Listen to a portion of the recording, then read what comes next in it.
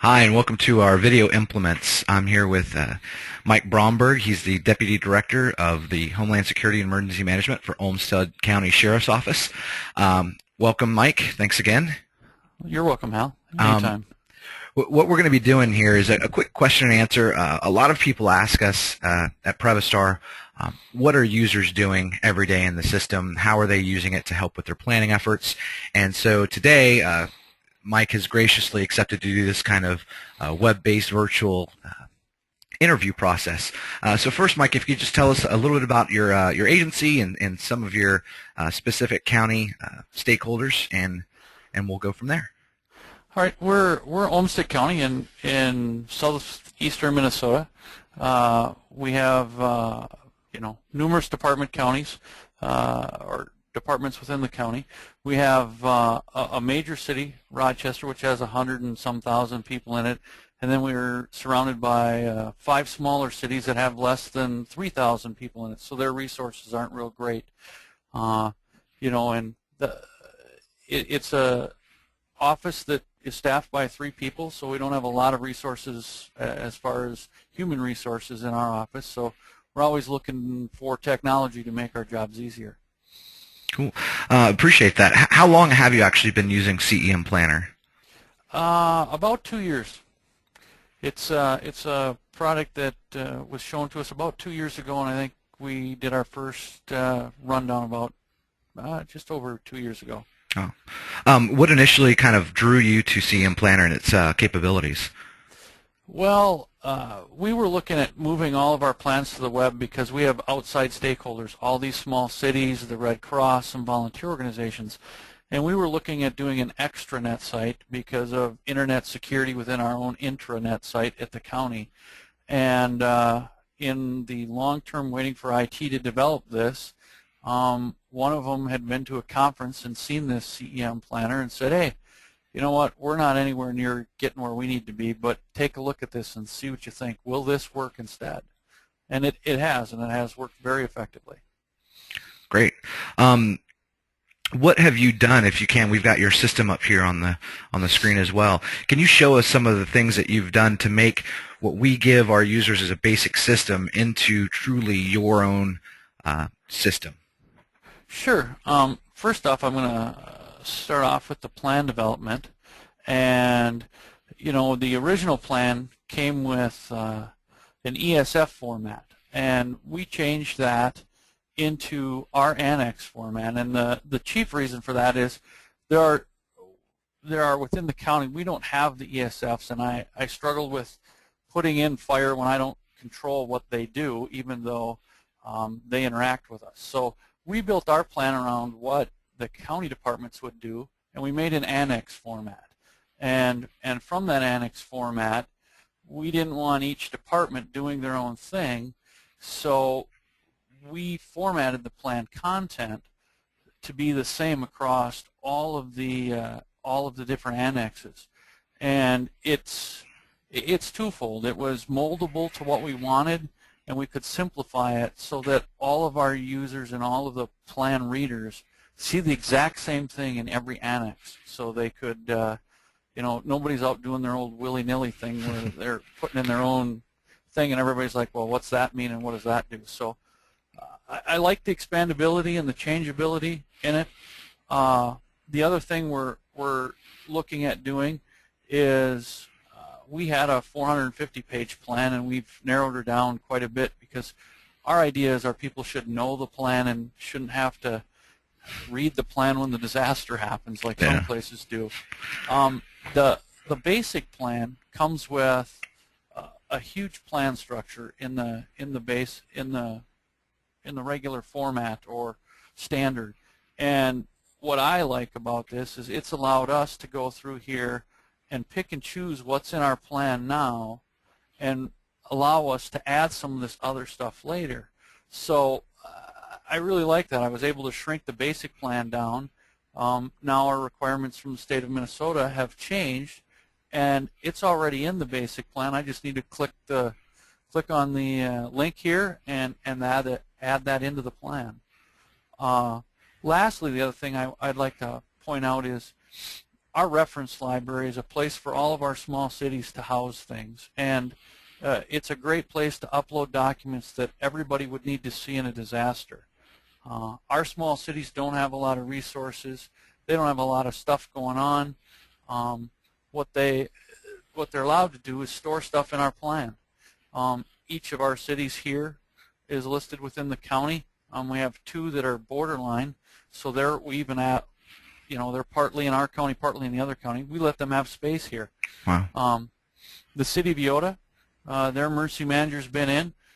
Their city hall has put some documents in that are going to be important for them in a disaster, and along with they have their emergency operations plan in here. So I have a copy of that with me in case something happens down the road. The thing I'm going to pull a surprise on you here is we're having people use the global address list too. This is a one-stop shop for people. Instead of keeping all their lists in their cell phones in the county, we'll put them in there and we'll let these small cities use that as a place to store information, so we all have it and we all know what it's about. Wow. So in the future, go ahead. No, I was about to say. So I mean, you've done a ton of work here. Obviously, this didn't happen overnight. So how did you even begin to roll this out to your county? Because I mean that's really impressive. But I know, it's not just you behind this doing all the work. Well, trying to figure out how to shut this down here. All right.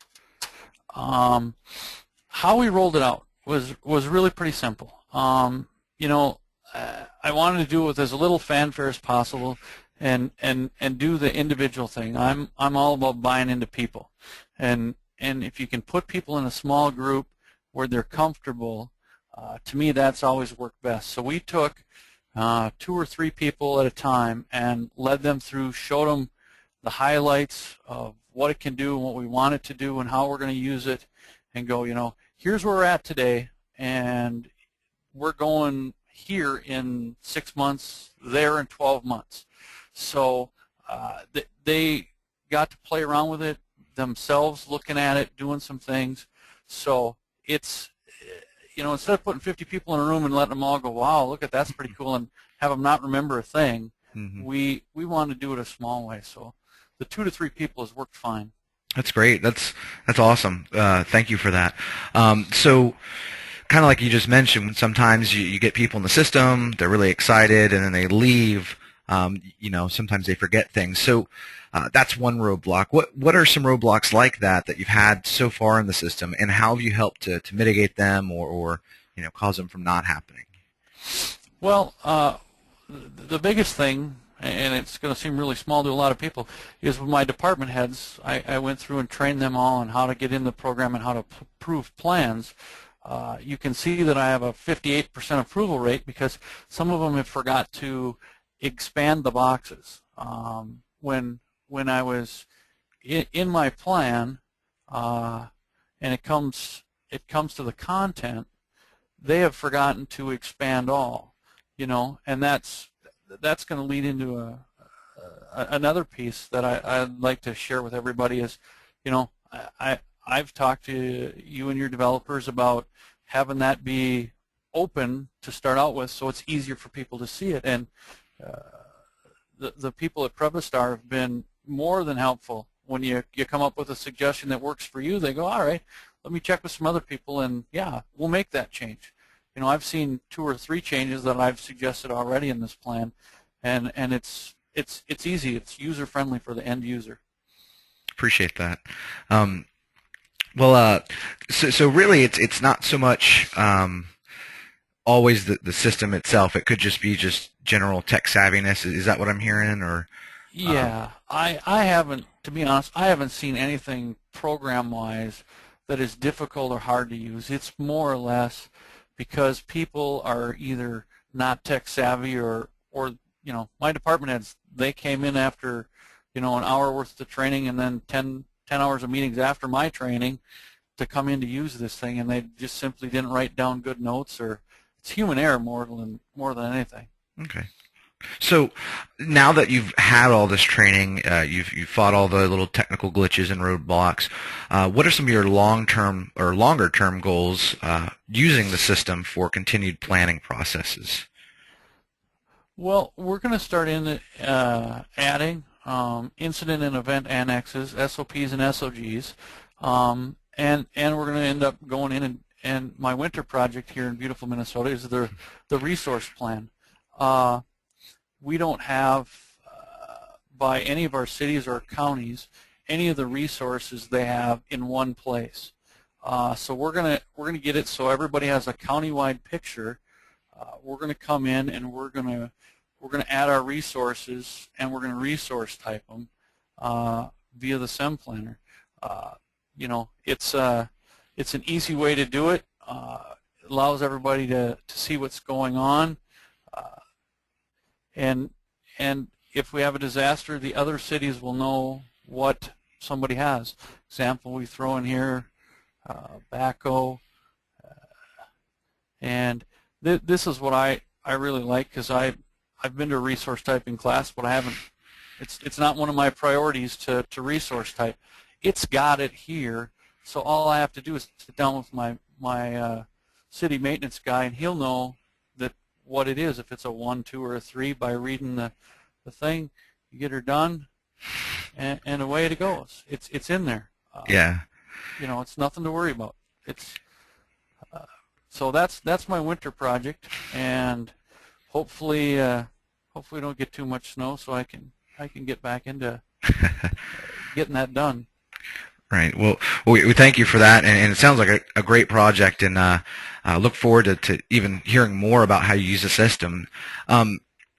With that being said, would you recommend this to other users or anybody that may be watching this video, and if so, why? And what advice would you give to somebody who's struggling to use this? They're new. You know, maybe they're trying to figure out how to use it in their agency. My advice to people is this is a great tool. It's a secure way to store a bunch of information outside of your system, and in the time of IT being a big target, government is a big target. This is a non-government agency that holds this data for you, and it's a good place to store it. For those that are struggling, take an hour and sit down, go through it. Open your mind, because a lot of times we get so tunnel focused to how we want it to work. Just look at it. How do you want it to work for you, and then start monkeying with editing the plan and changing the structure, and you can make it fit what you want it to do. It's awesome. I offer anybody to call me or send me an email at any point in time. I'll get back to you quickly and answer your questions or give you some hints, because I love it.